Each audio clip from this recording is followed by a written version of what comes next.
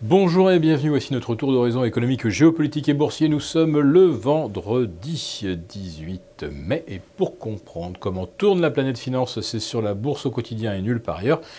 Et l'épisode du jour s'intitulera « Plus fort que le 5 sur 5, le 7 sur 7, voilà le 8 sur 8 ».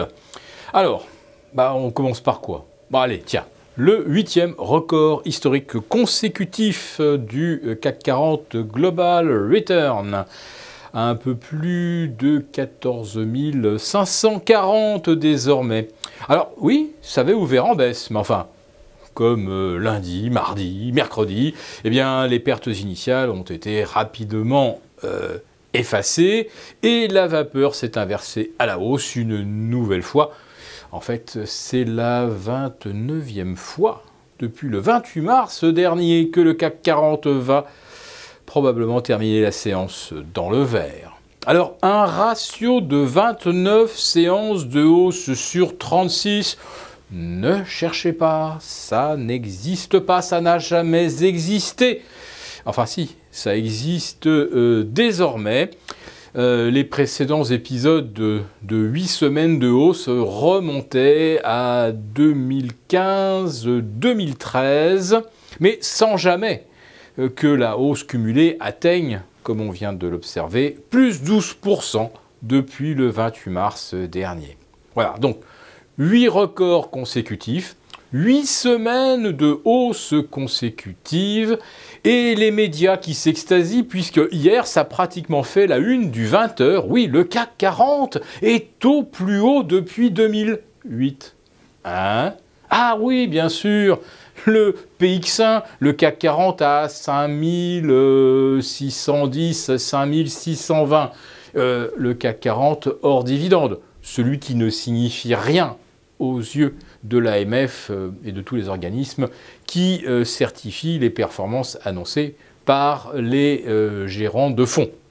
Donc, oui, le PX1 est au plus haut depuis fin décembre 2007. Il est encore loin de ses records, puisqu'à 5006, il lui manque encore presque 10% pour aller chercher les 6100.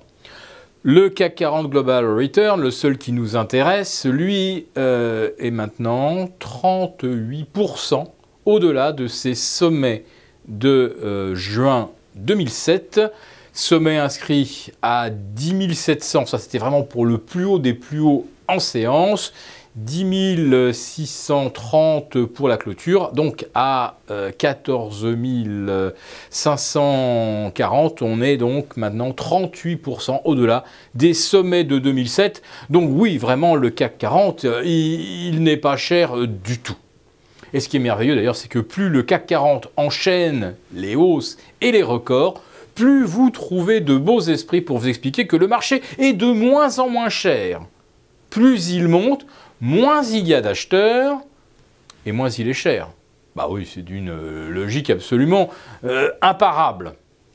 De même que les marchés s'extasient de la hausse du dollar. Ah, ça c'est effectivement une bonne nouvelle pour les places européennes et les exportatrices.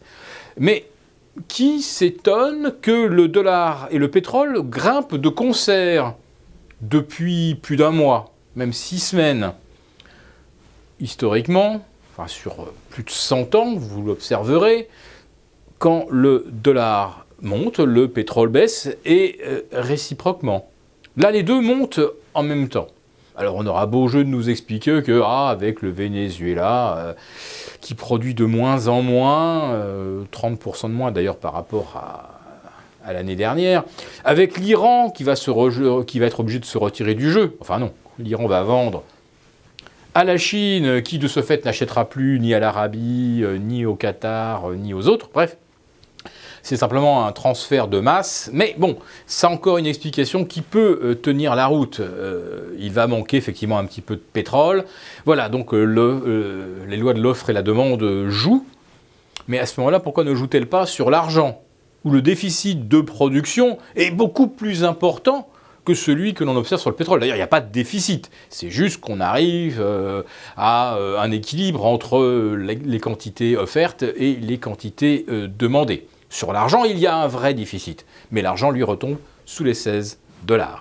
Donc, il faut quand même se questionner sur cette hausse du pétrole. Alors, on a l'impression qu'elle sera non inflationniste si on s'en tient aux 8 semaines de hausse du CAC et de l'Eurostoxx.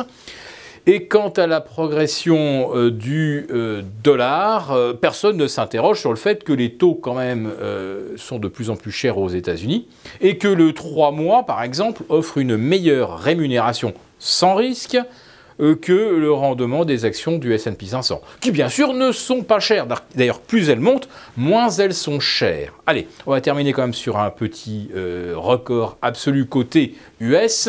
C'est le Russell 2000 des valeurs petites et moyennes, qui hier soir a pulvérisé un nouveau record absolu à 1625. Il en manque encore un petit peu pour le S&P et le Nasdaq, mais si vous y rajoutez les dividendes, vous avez également des marchés US au plus haut de tous les temps, mais bien sûr, de moins en moins cher.